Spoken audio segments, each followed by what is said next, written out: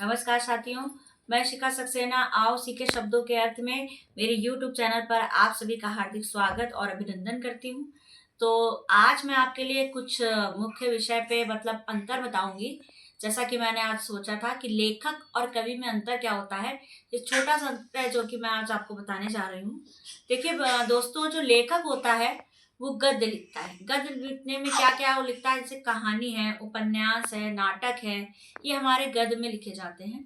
और अगर हम कविता की बात करें तो कविता कवि लिखता है। कवि कविताएं लिखता है, जैसे उसने कविता जो होती है वो पद्य में लिखी जाती है, और जो गद्य में लिखा जाता है वो हमारा होता है, वो लेखक लिखता है। ठीक है।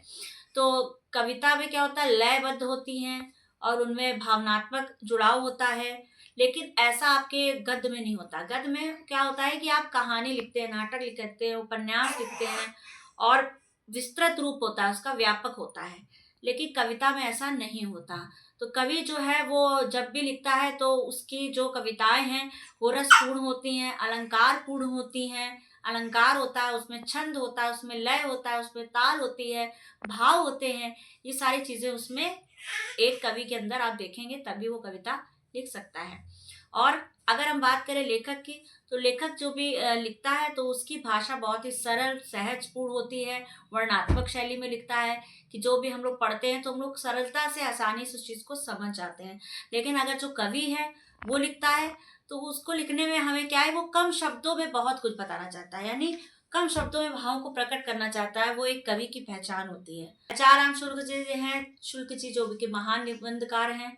मुंशी प्रेमचंद जी हो गए जो गद्य में रचना करते हैं। और अगर हम बात करें कविता में तो सूरदास हो गए और कबीर दास जी हो गए, उनके दोहे हो गए। ये सब हमारे पद्यात्मक रचना है। तो जाहिर सी बात है कि आशा है कि मुझे कि आप अभी लेखक और कवि में अंतर समझ गए होंगे। और मैं आज आपके लिए हर रोज की तरह दो शब्द लेके आई हूँ। मेरा पहला शब्द है उल्हाना। उल्हाना माने होता है किसी की निंदा करना, उल्हाना या ताना मारना, निंदा करना। दूसरा मेरा शब्द है भैभव। भैभव माने होता है धन या संपत्ति से युक्त। तो इन्हीं शब्दों के साथ मैं अपनी वाणी को विराम देती हूँ। नमस्कार।